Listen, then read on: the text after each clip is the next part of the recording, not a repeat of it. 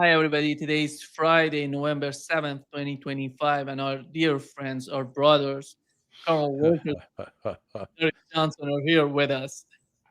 Yeah. Well, Colonel Wilkerson and I have been doing so many joint appearances are starting to refer to us as Martin and Lewis, Dean Martin and Jerry Lewis. Or we could be the Smothers Brothers. I don't know, Yeah, that would be fun. That would be fun. Get your cello or yeah. bass fiddle, I guess it was, Yeah. wasn't it? Yeah. Please subscribe and hit like button, helping us reaching more people. I want to start with Carl Wilkerson and with the case of Zohran Mamdani. You've mentioned that Charlie Kirk has described him so well. What was the description of Charlie Kirk when it came to Mamdani? He just took the perspective that what Mamdani was doing was capitalizing on what indeed he had capitalized on with his movement for MAGA. Young people's angst about their governments, Democrat or Republicans, not delivering, simply not delivering repeatedly year after year after year. And so one knew that someone like a modern day Eugene V. Debs, Mamdani, would eventually rise to the top of the political world. Now, I had a thought. This is my own personal thought as I was listening to Charlie Kirk, and I played it a couple of times because I found it kind of unbelievable. I shouldn't have. But I had this thought, and this thought I think is a powerful thought too. And I wondered if Charlie had thought of it. New York no longer represents America. Not really, in the sense that it did for so many years when Mark Hanna, a host of other people, used New York as a building block for national leadership. And many people came from that system, from Teddy Roosevelt to Franklin Roosevelt. And many mayors of New York were really powerful politicians in America, and many governors were really powerful politicians, whether they made it further or not. No longer the case. New York is represented more than anything else by the city, and the city represents, in many people's minds, a cancer on the face of the nation. And Donald Trump capitalized on that. So there's a poisonous element to what Kirk was saying and describing Mamdani too. And I'm not sure which one's going to triumph, which element, or if the two together won't be poisonous. Larry, Mamdani is a Muslim socialist immigrant, and he was fighting against the billionaires in New York City. They have invested more than $40 million. Some people say $100 million against him, but they couldn't defeat him. What is that, in your opinion? Yeah, the Beatles need to rewrite their song. Not only can money not buy you love, it can't buy you the mayorship. They Bill Ackman and crowd tried. Michael Bloomberg. I don't like the labels because it is designed to take away from the individual and to feed on the fears of people that about particular groups. So hey, he's a Muslim. Well, that conjures up he's some sort of fanatic and praying 5 times a day. I frankly doubt that he does, number one. And number two, within the more, conservative sects of Islam, as is the case within conservative sects of Christianity, very much anti-homosexual. Well, he was camping it up down in Lower Manhattan, Christopher Street, which is, been a center of the gay pride movement. Socialist. What does that mean? I didn't hear him calling for confiscating private property, imposing more taxes on the rich. Well, is that necessarily socialist? I mean, I know for the very, very wealthy, they don't necessarily like having to pay more taxes, but we've seen a growth in income disparity in this country. And, at the same time, you can go to places like Russia or China, and healthcare is widely available to the people, and it's quality healthcare. Where in this country, it's a business, and the healthcare system seems designed to feed into corporate interests. So, um, actually, I think Mandami's problem is he set the expectation so high Yeah. about what he's going to accomplish, and for example, much of his agenda is dependent upon what the governor Kathy Hochul and the legislature will decide, not what he wants to do. So he very much, in some aspects, is going to be more of a figurehead, and he's not going to actually have the kind of power that he anticipated. So, he'd be better off if they had low expectations for him, and then he could beat those. But when you go with those high expectations and you don't meet it, that leads to disappointment and backlash. Colonel, what's happening on X and in general on social media? You see that two people are attacking him. One of them is the Zionists, and the other one is so strange that I found it just yesterday. It's these radical Salafi movement, jihadist movement in the in the world. They have a lot of voice in social media. They're attacking him. He's a kafir. He's a apostate, and I don't know. They're calling him for his heresy, and it's unbelievable what's going on. Yeah. And on the other hand, what the people somehow they're so much suspicious about Mamdani is that the son of George Soros came out and he put out a picture together with Mamdani as though he supported Mamdani. You see all these signs all together. What's your take on that? First of all, my take is positive. I love to see someone getting both of these sections of the world, if you will, angered. First of all, the Zionists, who need to be angered and need to retreat and retreat forthwith because they are a bunch of, frankly, bastards. And they're ruining a lot of things in the world, most notably in Lebanon, Syria, Gaza, the West Bank, and elsewhere that Israel has aspirations. And the other group, I don't even need to comment on the negative aspects of them. They sort of rival the Nazis in Ukraine. But let's look at what it means in terms of Mamdani. And I agree with Larry. He's going to have a tremendous problem because he's got people over him that have to be at least somewhat energized with the same things he's energized with. But let's look at the bigger thing that Charlie Kirk was talking about as well. Predatory capitalism has failed miserably. That's anathema to Jamie Dimon. That's anathema to all the Jamie Dimon lookalikes. And it's anathema to the Zionist billionaires, whether they're real Zionists or just would-be Zionists or wannabe Zionists, because that's part of the capitalist mantra right now. Israel is the number one predatory capital state in the world. It is also, in many respects, as Misha Glenny has pointed out in his book, McMafia, the number one criminal state in the world. Those two things kind of go together. They go together in a way that Karl Marx, for example, said, don't worry about the capitalists. They will sell you the rope with which to hang them. That's what we're doing. We're manufacturing and selling the rope with which to hang our system. And Mamdani stands in opposition to that. And God bless him for that. But I think he's going to have an enormous hard road because there are so many people who are bought in to this system now that really rape, pillages, and plunders the American people on a regular basis, which was Charlie Kirk's point. Yeah.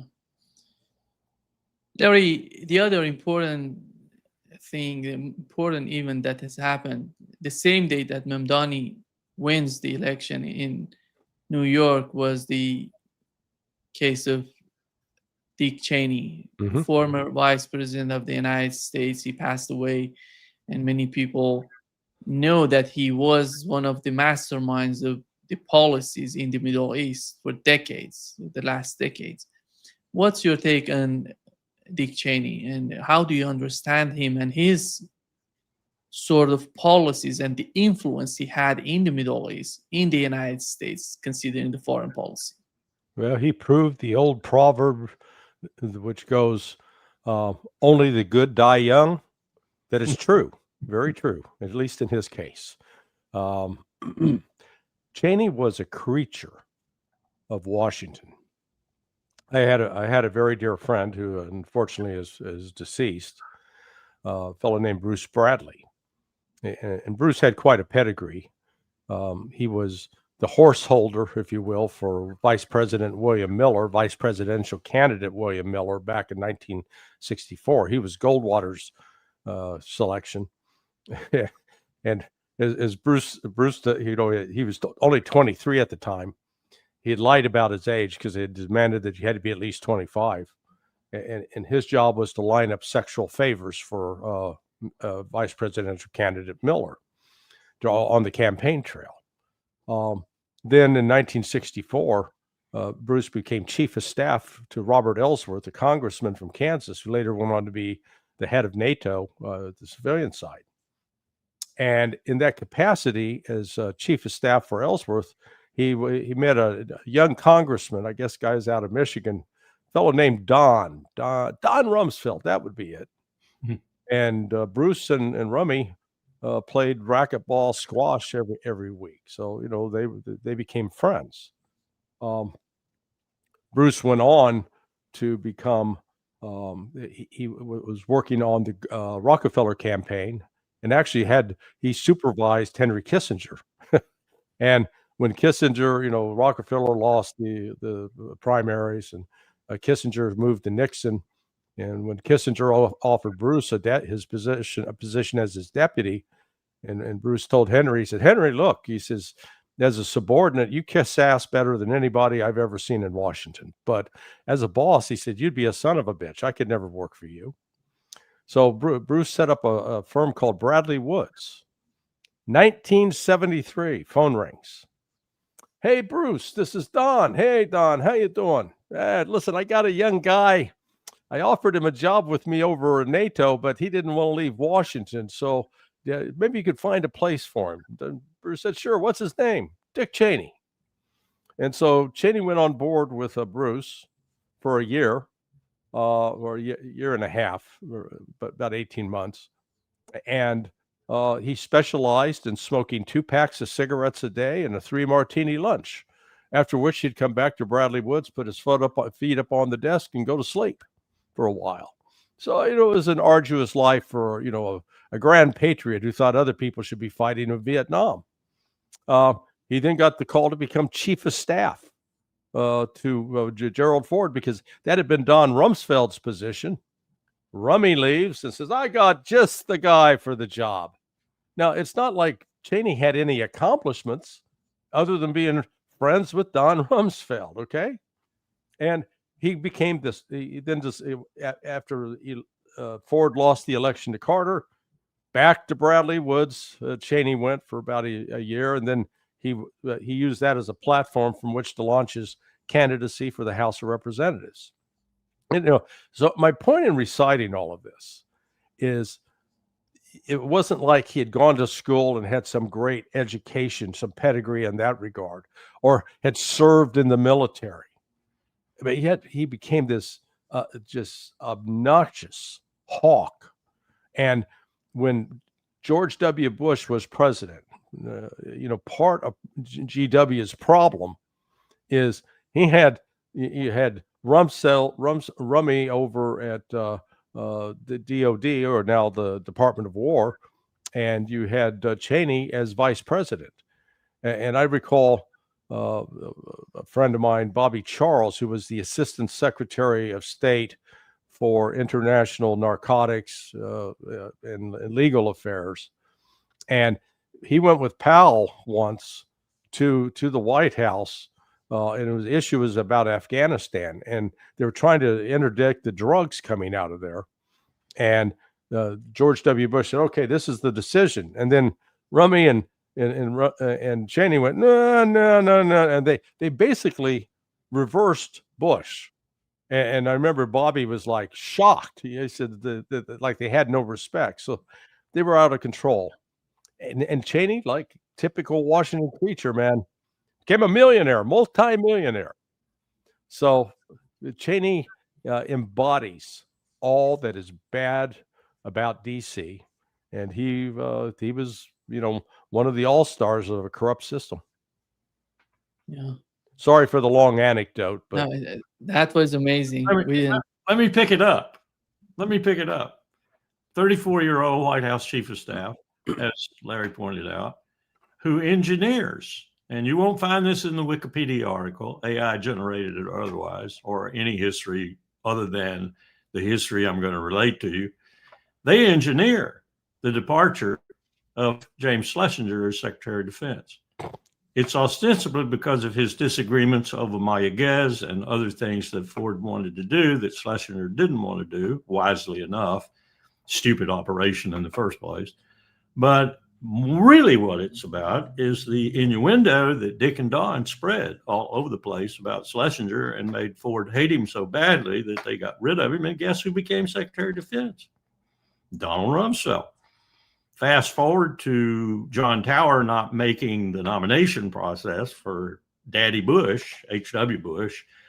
And as a consequence, Bush having to look around rapidly and find someone to fill in, and he gets scarfed up and he becomes, and that's another story too, but I won't bore you with it. And he becomes Secretary of Defense when Tower can't make it. So he becomes a fairly effective Secretary of Defense, most notable because of his coldness and his ability to make decisions, which I must admit was pretty formidable. He made a decision unknown to the Defense Department in canceling the Navy's future in carrier aviation, the A-12. 15-minute decision briefing at the end of which he thanked the commander who briefed him and said the program's canceled. 15 to 20 years later, we still had litigation from the various defense contractors against the federal government for that action. But basically it worked and he canceled the program, probably a first in the history of the DOD, the modern DOD. When he leaves. Nancy Hughes, the executive secretary to Colin Powell, confronts Powell coming down from his usual, every day that they were in town, 9 o'clock meeting with the Secretary of Defense after the election is lost to Bill Clinton. And Powell says, he wasn't there. He wasn't there, Nancy says. No, he wasn't there. He's gone.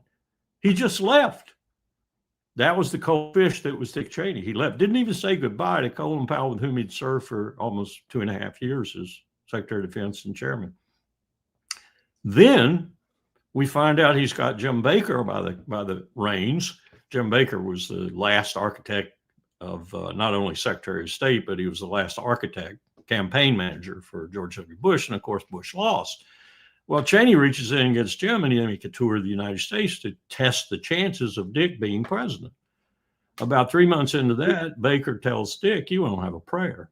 We can't raise money, and you aren't visible, and people don't like you. And so they part ways, and Cheney decides, I'm going to go to Halliburton. And he goes to Halliburton, makes a fortune. And by the way, Larry, it was about $71 million on his financial disclosure form. And he becomes a person who's looking for the ultimate job.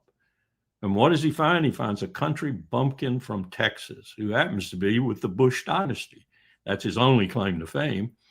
Governor of Texas is about one of the most feckless positions in the world, unless you're an abbot in a wheelchair and you use it in the way Donald Trump is using the executive power in the White House. Then you can become pretty powerful. But Bush wasn't very powerful. Beats Ann Richards, and God, everybody thought that was a fluke. And guess what Cheney does? And this is, I'm going to cut to the chase. He orchestrates the system by which Bush is going to pick his vice president, becomes chairman of the system, and then selects himself. Yeah. And that's how Dick Cheney became president of the United States. Shirley Ann Warsaw, political scientist, her book is wonderful. The book is entitled The Co-Presidency of Bush-Cheney.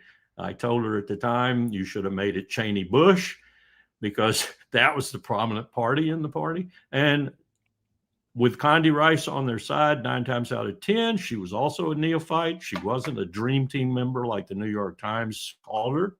Powell and Rumsfeld, of course, were the real dream team members, as well as Cheney. And all of a sudden, it's a 3-1, and the national security process is not guided by the national security advisor, who has her eye on the prize, wants to be Secretary of State, and knows if she takes Colin's position at any time in the NSC, she'll jeopardize her chances. So she gets closer to the president, becomes Secretary of State in the second term, does a pretty good job because they're close. And at the same time, Cheney and Karl Rove are whispering in Bush's ear on a weekly basis almost that his number one opponent in the second term that he was eager to win, because his number one motivation as president of the United States was to get reelected again, because that would be besting daddy. He would beat daddy, and that's what he wanted to do. And so they whisper in his ear constantly, your number one antagonist for the second term is sitting at Foggy Bottom. And there was some veracity to that, not with Powell, but with fame and fortune he enjoyed.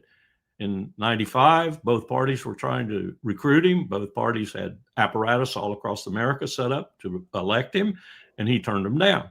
In Alexandria, Virginia, at the Ramada Inn in November 95, he turned them down.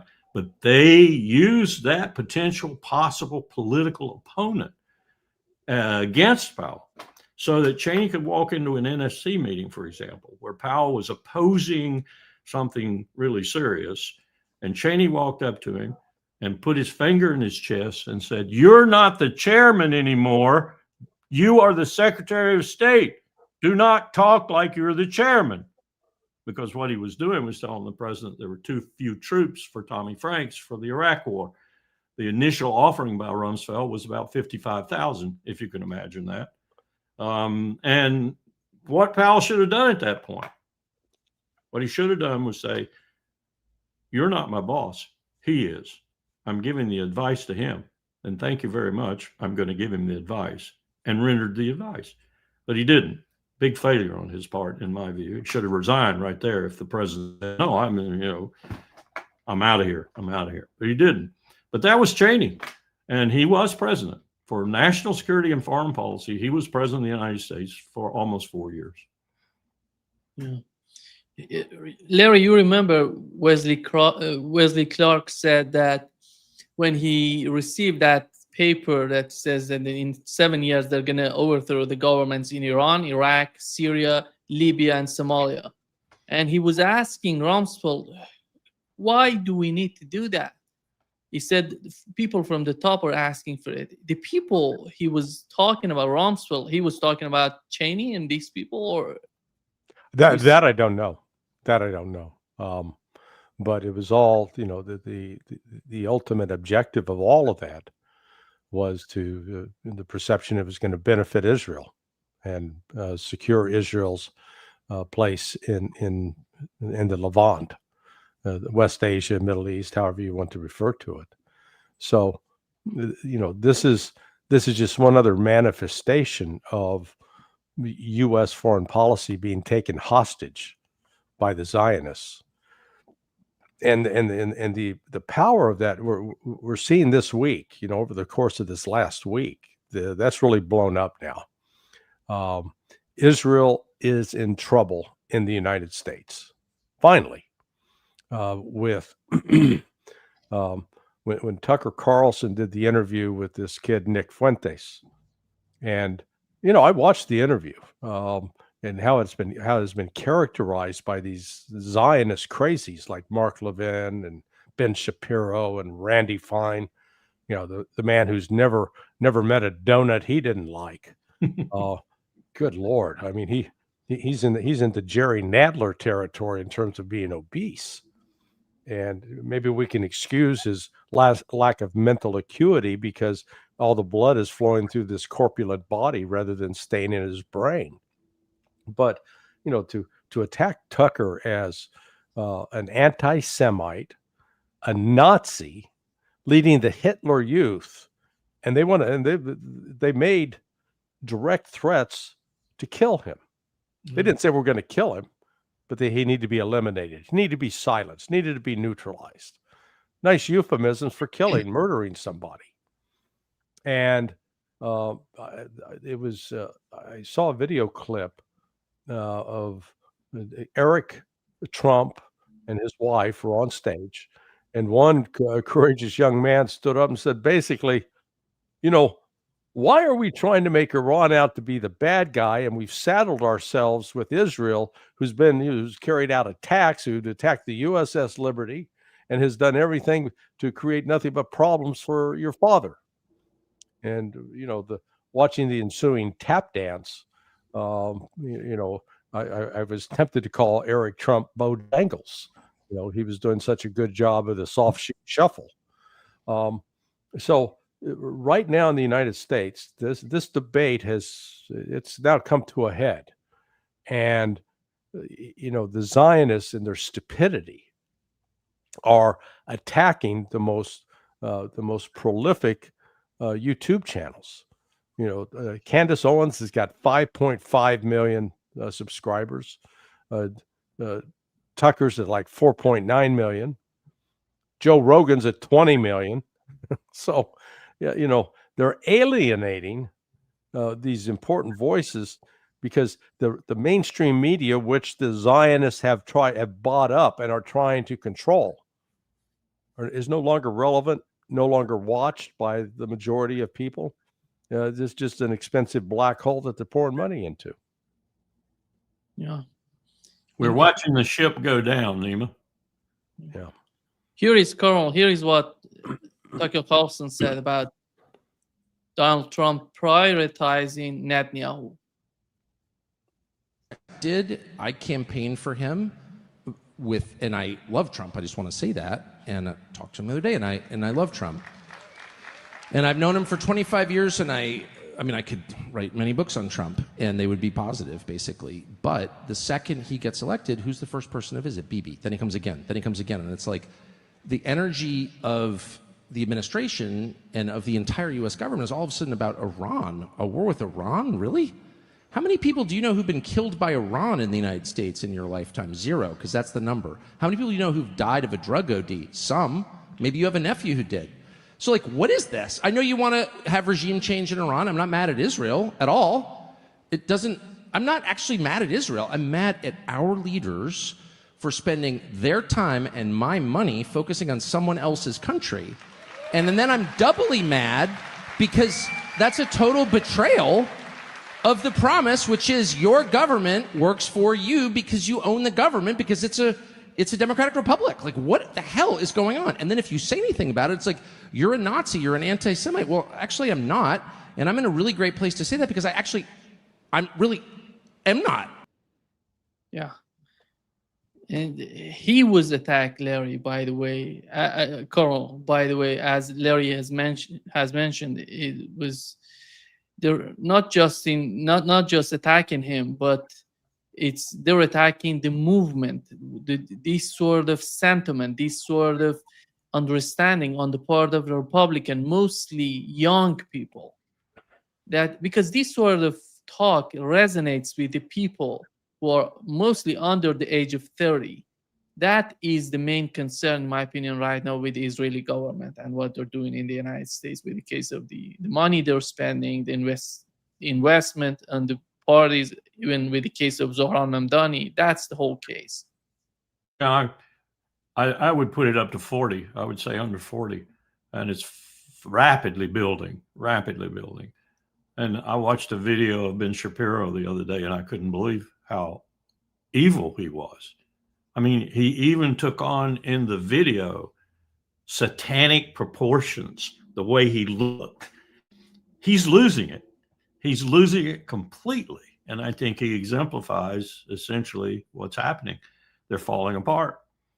The rabid Zionists, the Christian Zionists, the people all associated with this, what Tucker was saying, giving America away to this state in the eastern end of the Mediterranean. And you know my belief, you know what I think. We're not giving America away to them. We're using them to do our damnedest work in the Levant. But that's coming to an end too, obviously.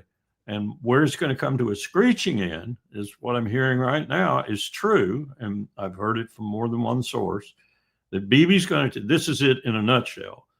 Bibi's going to take care of Lebanon and Hezbollah, and Donald is expected to take care of Iran because Bibi can't do it all. And that's what they're working on.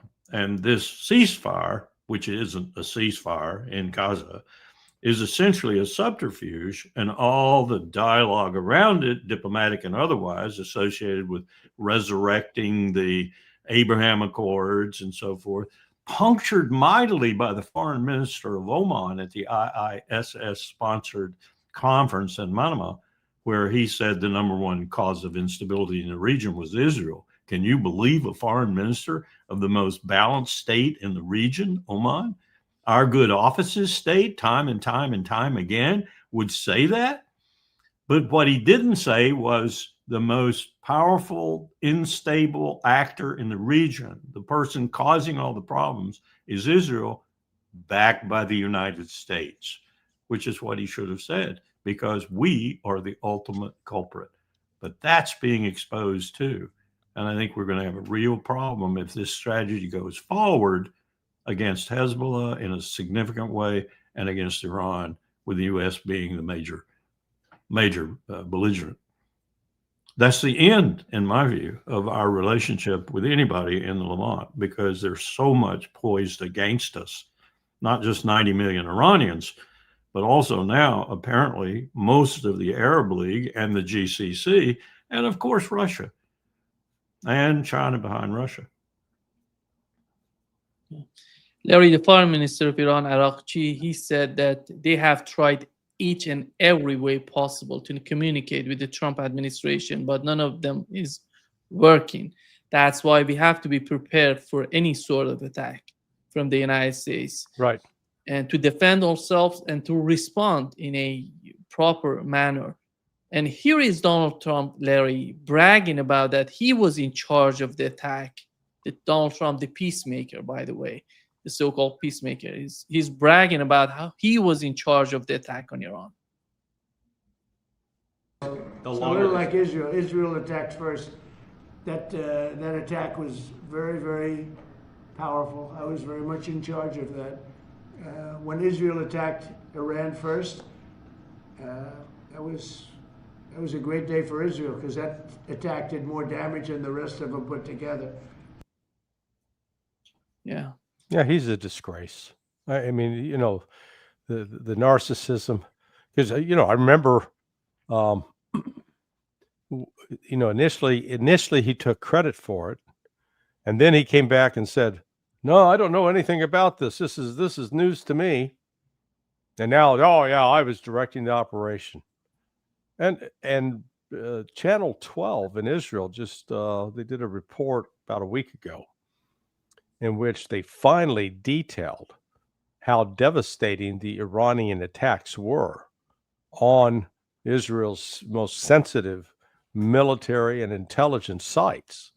Because previously, in fact, sort of that same week, Channel 14 in Israel was putting out this, you know, sunshine report about, oh man, Iran couldn't touch us. Iran sucks. Their weapons are no good. They were just terrible, and we prevailed. And Channel 12 came back and said, nope, let's go to the videotape. And they had video, they had commentary from senior both military and intelligence officials saying that, you know, 4 days into it, the Israeli leaders were shocked at the effectiveness of what Iran was launching. And we now know that Iran didn't even use its most sophisticated missiles in those attacks. So if you know, Trump and Netanyahu are stupid enough, and I can't rule out that, I think they are stupid enough to launch a new attack on Iran, it's going to go very badly for the United States and for Israel. It will, you know, will they do damage and kill a bunch of Iranians? Sure, but Iran's going to do the kind of damage to Israel that, you know, if this happens, I think the very survival of Israel would come into question.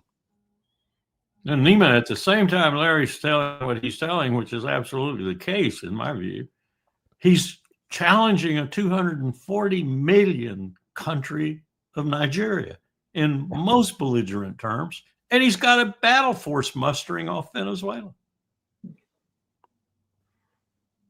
Today we've learned that they've sent 2 B-52 bombers to the coast, near to the coast of Venezuela, and I think they're gonna do something, because that doesn't make sense. You remember what has happened with the case of Iran. They have been preparing, and we thought that that could not happen, but it happened after all. And that is, in my opinion, the main concern right now. In Brazil, the government, the people are so much worried about what would happen with the case of Venezuela. And the communication between the Brazilian government and the Trump administration is just horrible. Nothing is, it's nothing. And it's unbelievable, Carl, how you understand the way that Donald Trump is not communicating with anybody in Latin America and attacking Venezuela, while you're talking about the Christians being somehow suppressed in Nigeria, and all of a sudden he's concerned about Christians, while Christians are getting murdered in Gaza and Palestine. Well, I didn't even point out, too, that Hegseth has been talking about striking cartels in Mexico with U.S. military power. This is insane. I mean, there's no other word for it. It's insane. I do hope and pray that Donald Trump is just braggadocio, that none of this is going to materialize. But I have seen enough at this point that I realize, as you just indicated with regard to Iran, when we attack them out of diplomacy, right in the middle of diplomacy, that anything's possible with this administration, anything. Yeah. So, I mean, I cross my fingers and pray. Yeah. And the fact he's not talking to Lula is that's almost like he would pick up the phone and actually look for help. That's not Donald Trump. That's not Donald Trump. Donald Trump doesn't need help from anyone. Because the main understanding, Larry, you may join, the main understanding is that the government in Venezuela, they're not afraid of having a better relationship with the United States. They're going to be quite open in, selling oil to the United States. Right. And getting some sort of investment from the United States in Venezuela. But what is that? Is that all about oil? If that's the case, the government has no problem with that. No, it's not just about oil. It really goes back to wanting to be in control of Venezuela. And, for many years, prior to the arrival of Hugo Chavez, the predecessor to Maduro, the very top of the Venezuelan government, including the former president Carlos Andrés Perez, they were CIA assets. They were paid CIA assets. So, we had control over it. With the arrival of Chavez, we lost control. And now Maduro, I'm not arguing that Maduro is some sort of George Washington-like character for Venezuela, but he is he's a nationalist, and people say, oh well, he's corrupt. Look, after what we've seen with the Dick Cheneys and the Barack Obamas and the Bill Clintons and the George W. Bush and now Donald Trump, America, clean up your own corruption before you go out around the world lecturing other countries on being corrupt. Okay. Nancy Pelosi, great stock picker she is. So we've the level, America is just steeped in corruption that comes from the people that control the reins of power. And so to that extent, this is more like a dog marking his territory. Just go hike our leg on Venezuela and to remind them we're in charge.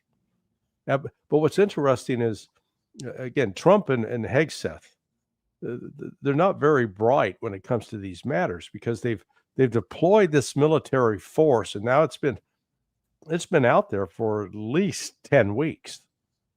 It's like those erectile dysfunction ads that, if you take a particular little blue pill and you're still erect after 4 hours, see a doctor. Well, what you've got here is a military force that's been asked to be erect and aroused and ready to go for now 10 weeks, more than 2 months. And you can't maintain that level of alert and then be efficient and be effective. And so you may be right. They're just by virtue of time, they're going to have to decide to pull the trigger because they can't stay there any longer. And if that ends up being the actual issue guiding the decision making, they'll pay a heavy price because Venezuela, it's not as militarily powerful as the United States, and has lots of disadvantages, but they're still playing on their home court, and they have a variety of weaponry, both Chinese, Iranian, and Russian, that they can use. And the United States is going to find that there are limits to our power. And one of those limits, Nima, I was exposed to yet again multiple times over the past decade in the interview I did this morning. The interview was with a contemporary of Colonel Douglas McGregor with regard to the United States Army, and a man who commanded one of the most quintessentially good units, the one or two that are left, in the United States Army. And he is out now. And just to sum it up, the United States Army couldn't beat a flea right now. It is so badly disrupted by the leadership it experienced in Afghanistan and in Iraq, elsewhere. It is so badly managed. It is so corrupt in its leadership. It's so incapable of doing anything that we would think the United States Army at this stage in its life would be able to do, that we are playing with fire. And I suspect that the Navy and the Air Force, though somewhat better because they're basically technical forces and not manpower-based forces so much as the Army and Marine Corps aren't in any better shape. So what they're doing with all this braggadocio, all this imperial strutting on the world stage, is with nothing behind the curtain. Yeah. Larry, you've mentioned Iran, China, and Russia. Do you think that they're in the process of building a war shield? A war shield? Yeah, something to protect them, some sort of. Oh yeah, no, they've Iran woke up after June 25th and recognized that I think at least many in the senior leadership positions recognized they'd been foolish to reject all previous offers of assistance and greater military cooperation between both Russia and Iran, and then China and Iran. Now, it's not an overnight fix. They're being trained. The Iranians, I understand now, are being trained to operate the S-400 anti-missile system, and it takes roughly about a year to 2 years to get proficient in that. So in the interim, it may be that Russians are going to have to come in and operate some of that equipment on behalf of Iran. I wouldn't rule that out. There have been, we've talked previously that at every level in the Iranian government, both the civilian side and the military side, have been making frequent trips to Moscow and meeting with counterparts. Same thing with China. So right now, today, Iran is in a much stronger position. It's not just on the military cooperation side. The stupidity of the West and trying to do, quote, snapback sanctions as if they were going to restart sanctions that had never been taken off, have now been circumvented because Russia and China, who previously supported the sanction regime, have now said, no, it's illegitimate. We don't recognize it. We're not going to go along with it. So now Iran can do business with China, with Russia, and other countries in the BRICS coalition, that it's not going to circumvent the West.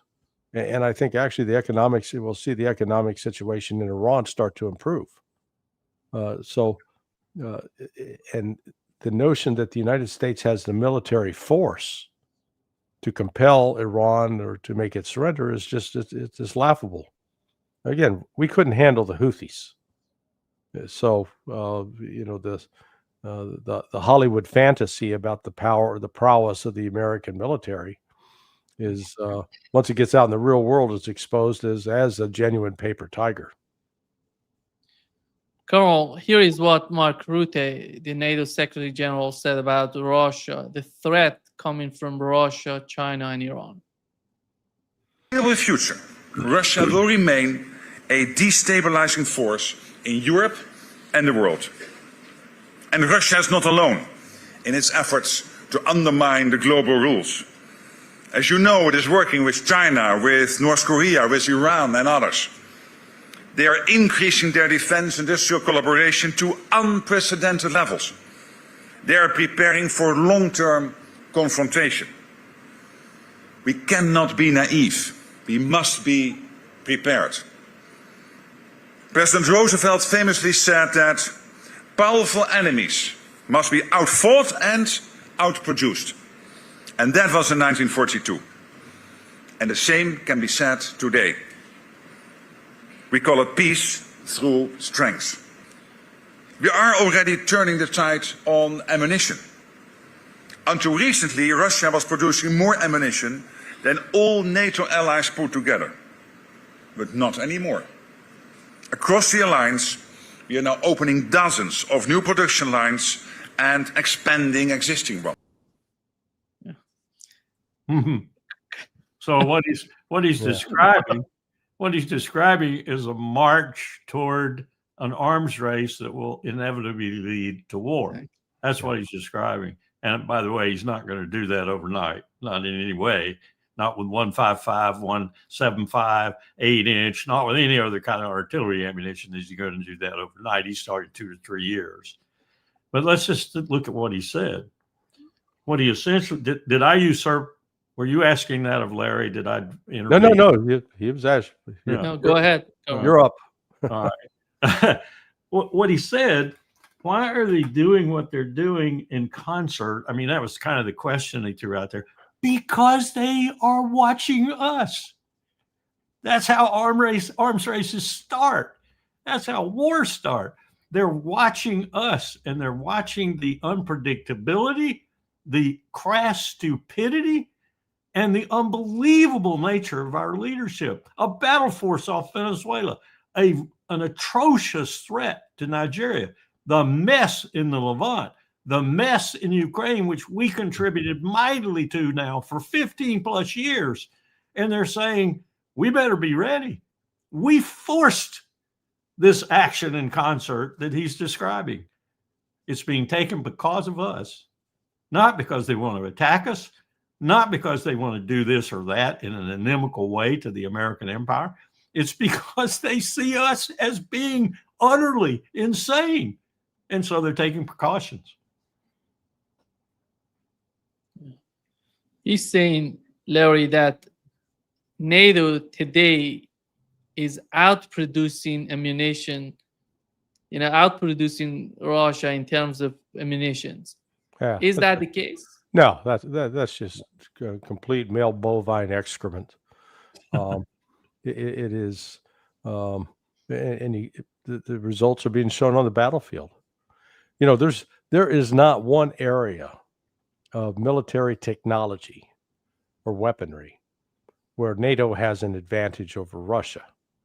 In fact, what's remarkable is, Russia's got at least 4, and I think it's 5 variants of hypersonic missiles that do different things, but one thing they all share in common: they'll travel at a minimum speed of Mach 6 and can be maneuvered.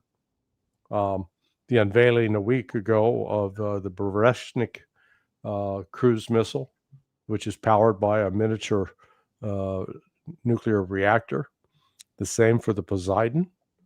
and Russia's announced plans that Burevestnik is going to be turned into a hypersonic cruise missile, which is, so they keep up in the ante.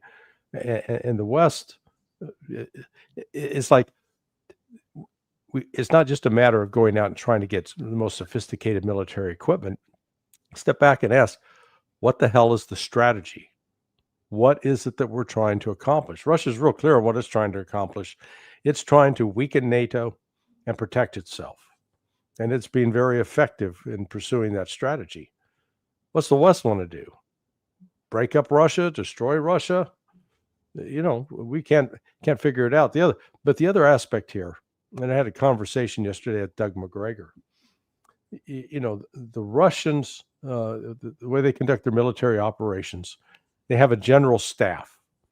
And even though like they have a Chechen unit that is made up of Muslims, they are first and foremost Russian. They're not Chechens. So you have a centralized command that is coordinating all the various military assets and coordinating what is happening with the Air Force, what's happening with the ground forces, and what's happening with the maritime forces. They're all operating off the same sheet of music. Whereas in the West, both, let's start within the United States in terms of the U.S. military. The Marines are a punk rock band. The Army's playing classical music. Air Force is doing jazz. They're not on the same sheet because they are pursuing their parochial interests, number one. And then combine that into NATO. It looks like a gay pride parade with the transgenders thrown in and some, furry animals dancing about. I mean, there's no coherence there. So it's basically a fraud, potentially lethal fraud. But if they continue to pursue this route to militarize everything and threaten Russia, they're going to lose. Carl, many times you hear they're talking about the rules. Where are these rules? Is there any sort of document of these rules-based order? Where is that? Because we don't know anything about it. That's hilarious. Many of us want to learn about it, to read it. Where is that? It was written down by Thucydides many years ago, and it says essentially, we have the power and you don't, and so whatever we say are the rules. That's really what it is now. Now, you could argue, as I did with my Moscow correspondent this morning about the 80th anniversary of the Nuremberg Tribunal, thus has it always been. But that's not fair, because there were many people, especially around that tribunal and afterwards. 48, we did the Geneva Conventions, all 4 conventions, that were truly interested in what that tribunal established, which really was, in its essence, international criminal law and the courts and everything that go along with it. And for a long time, though we prosecuted blacks in Africa, and it wasn't a white man until Milosevic did what he did in Europe, but the court was, used as a tool of the empire, even though the empire wasn't fully a member of the process. It used it nonetheless. And it had some validity in terms of the rule-based order. It no longer does. We've thrown it all out. We've thrown it all away. We've stamped it into the mud, and we've said, you will do what we tell you to do, or we will sanction you or bomb you or both. Mm-hmm. And Donald Trump is the epitome of that now, unlike what he said he was going to be. I think, Larry, the outcome of both meetings that Donald Trump had with Putin in Alaska and with Xi in South Korea, the outcome was that these countries are not, they're not dominated by the United States. They're literally you see them as equal when they're talking to each other, and China is not that, to get orders from the United States. That's not the case anymore. And why is these mostly Europeans are talking about the rule-based order? Why are they getting from this sort of rhetoric? Yeah, it's updated. It's the golden rule. Those with the gold get to make the rules. And in this case, the United States, which had been dominant because of the primacy of the dollar, U.S. dollar as the reserve currency. Basically, without the dollar, man, you can't do business. Well, China and Russia are now proving that not to be the case, and have been busy, thanks in part to the sanctions that were imposed by the West on Russia in the wake of the special military operation. They have accelerated the development of an alternative financial system that is free of the dollar. And that had, this has got profound implications for the future, because, we still got the West, they're like the chicken without a head. I don't know if you've ever seen, there are times you cut off a chicken's head, the chicken will run around for a bit before it realizes it's dead and falls over. That's sort of where the West is right now. We've had our head cut off and we just don't realize it. We're the dead man walking. The world has fundamentally changed. Russia and China are in a position, Russia in terms of natural resources and a strong industrial base, and China with the most powerful industrial base on the planet. And both countries have advantages that the United States no longer has. The United States has financialized its economy, and what that means is, instead of actually building things, having the capacity to manufacture, we've offshored it. An example is just John Deere, which is based in the middle of America on the border. Part of it's in Iowa and part of it's in Illinois. We call that area the Quad Cities. It used to actually manufacture and produce the components and then assemble those components there in the United States. Well, that's no longer the case. The parts are made in Mexico and in China and in other places, and then some of it is assembled in the United States. But being able to build a Lego set isn't the same as actually producing the Legos. So with all of this, Trump is actually, he's working from a very weak position. China does not need us, and Russia certainly does not need anything that the United States has. Doesn't need a single thing. So it gets back to the issue of leverage. Does the United States need some things from Russia? Absolutely. We need some uranium, enriched uranium for nuclear reactors. They're a major provider of the fertilizer that is used on American farms. So the United States doesn't have that kind of leverage over Russia that we once thought we did. Yeah.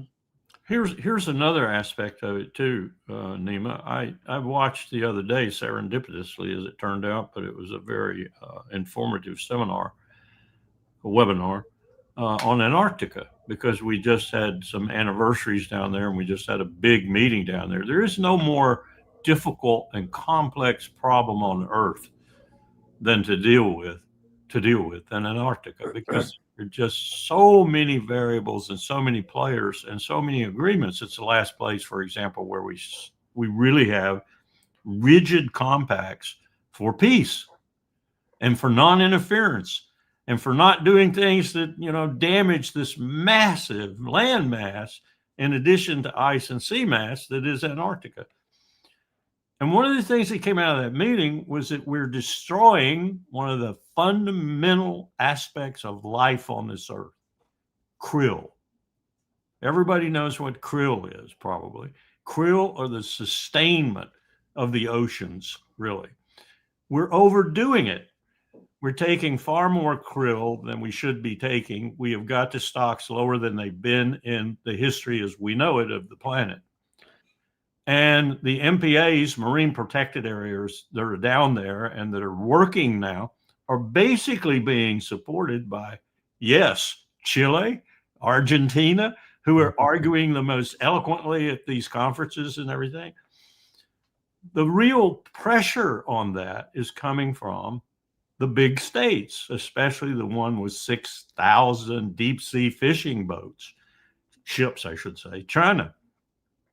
We need to be in there. We need to be in there. We need to be working with this last bastion of equanimity and peace on the earth, and a real provider of what the oceans give us. And the krill are the foundation. They're the foundation. And we're not. I mean, we're there with our diplomats and so forth, and we're holding the water we should be holding with that regard. But that's not, I bet you Trump wouldn't know what a krill was. I bet you Trump wouldn't know what Antarctica represents in terms of its importance to the rest of the globe. Not to mention the two glaciers there that are melting at enormously fast rates, 6 or 7 times faster than we predicted 10 years ago, and that are going to increase sea level rise in ways that people don't even know yet. And we're not, as far as I could tell, these people are operating in spite of Marco Rubio and in spite of Donald Trump for us in this critical region of the world. That's where we are now. Not only what Larry was talking about, every bit of which is true, the currency deal and so forth, but we are not paying attention to really crucial things. Yeah. Larry, one of the issues that somehow Putin is so calm, and he was so, since Donald Trump took office in the United States, he was somehow been dealing he found his way to deal with the Trump and the different rhetoric coming out of Washington. But it seems that the new movement, the new rhetoric on the part of the Trump administration, which is related to the testing of nuclear bombs, is of major concern for Russia. And there is no talk, serious talk behind the scene in that term. And here is what Donald Trump said. America has more nuclear weapons than any other country. This was accomplished including a complete update and renovation of existing weapons during my first term in office, where I rebuilt the military. Because of the tremendous destructive power, I hated to do it having to do with nuclear weapons, but I really had no choice. Russia is second in line and China is a distant third, but will be even within 5 years. Because of other countries' testing programs, I've instructed the Department of War to start testing our nuclear weapons on an equal basis. That process will begin immediately. Thank you for your attention to this matter. Yeah. God, that just irritates the hell out of me. Thank you for the attention to this matter. I mean, how retarded can you get? Well, I'll let Colonel Wilkerson, because he's had some direct involvement with this in the past, but, Trump doesn't know what he's talking about. Is he talking about delivery vehicles being tested, or is he talking about warheads? And when it comes to warheads, Russia has more than we do. We're behind on that. And there's a real issue with respect to, the Minuteman force, these ICBMs. They are very much outdated. And, it's even questionable if they could be reliable in a crisis situation. The Russians, for their part, they're trying to figure out what the hell is Trump doing. They've made several,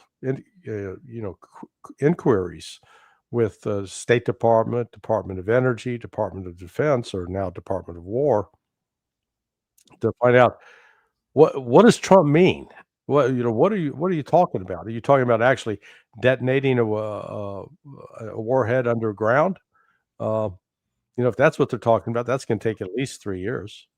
Are they talking about some of the computer simulations? I mean, what exactly are they doing? But that said, Putin and his National Security Council they said, okay, well, we've got to act as if the United States is really going to do that, and so we're going to set in motion to be prepared to counter that if it takes place. This is extremely dangerous because any commitment to arms control, controlling the possible use of nuclear weapons, it's going out the window now.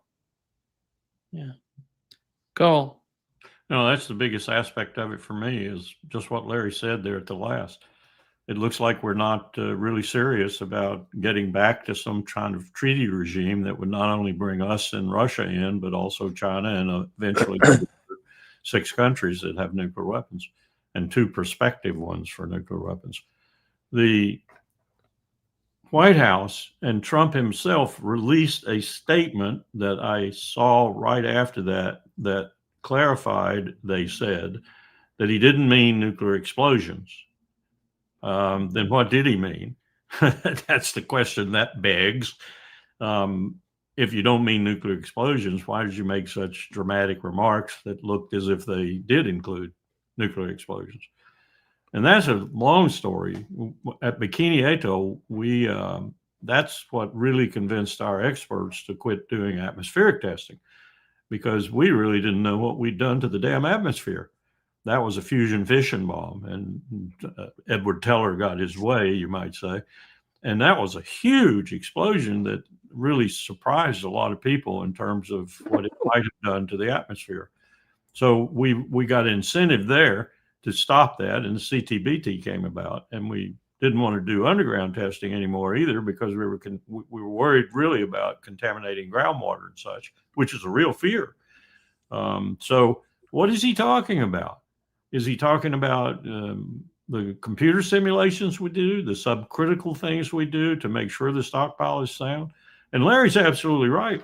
The Sentinel missile system, which is supposed to replace these obsolete almost Minutemen that we've got, is so in trouble right now that by congressional law, it's supposed to be canceled because it's so overcost and behind time. So is the 2 replacement submarines, attack and ballistic missile. We're in real trouble, not just, as I said before, about the inability of the armed forces to really do anything worthwhile at all because of the neglect and the leadership, but also because we've let this industrial base just go to pot, just totally go to pot. And this latest thing by Hegseth to streamline the acquisition process and so forth is simply a blueprint for his friends making money. It's about all it is. If he were to implement it in the spirit with which he delivered it, and it were to be even 70% successful, it might do some good. Yeah. But there's so much room for criminality in there. It's pitiful. And he's taken out all the things that we had before, redundant though they might have been, and there was a purpose for that redundancy that checked this kind of thing. So everything from operational test and evaluation to oversight of the process in general. We're a disaster, Nima. We're a disaster, looking for a place to happen. And unfortunately, the place is the world. Larry, just to wrap up this session, there was a meeting between Donald Trump and Central Asian countries. And it seems that they were talking about the Abraham Accords as well. I don't know how much do they really believe that these countries can play a role in that accord. What is that? If Donald Trump, is it all about Russia and Iran in the region, Central Asia, or they're talking about the connection that they can make from the Central Asia to Syria to destabilize the region and somehow manage the region? Yeah, no, I think this is more about, again, getting control or trying to exert influence over the countries that border both Russia and China, and to also provide a way to try to weaken Iran. So this is, these countries really are irrelevant to the Abraham Accords. The key country there is Saudi Arabia and the other Gulf states. If they don't sign on to that, it's dead. And this is, getting recognition of Israel is one thing, But as we skated around it earlier, here's Trump talking about preserving the lives of Christians in Nigeria and not doing a damn thing about it, where the Zionists are attacking Christians in both the West Bank and in Palestine and have killed Christians. So, And in Syria. yeah, and Syria as well. Yeah. So, we're Actually, Al Jolani would be happy about that. well, yeah, he's been doing it. It's been Exactly. part of his method of operation, his MO. So this is again, this has a broader intent. I don't think Israel's really at the center of it. I think this has more to do with trying to position assets in hopes that we can weaken Russia and China. Yeah. Carl, do you feel the same way, and how is the participation of Syria in the Abraham Accords?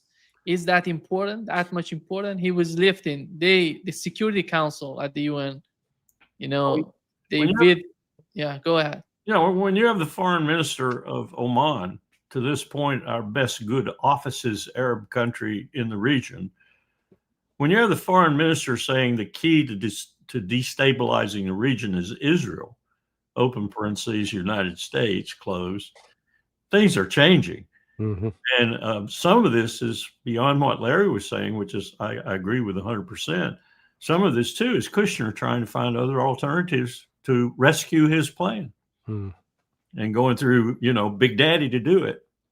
And he's not going to find them. I mean, Trump came out and said, oh, Kazakhstan, look at that, BRICS. We got Kazakhstan on our side and we're going to get the rest of the stands. Yeah, right. Yeah. Thank you so much, Carl and Larry, for being with us today. Great pleasure, as always. Sorry I didn't have my Aloha shirt. No, you look good. You look fine. We need to at least have one adult in the room. We always have that with Nima, right, Nima? Yeah. Somebody told me the other day, I mentioned that Nepali who's named Nima, and they said, well, Nima looks like he's a Nepalese. I said, are you kidding me? Nima's Iranian. He's what? He's Iranian. Oh, I didn't know that. They thought you were pure Brazilian. Wow. Yeah.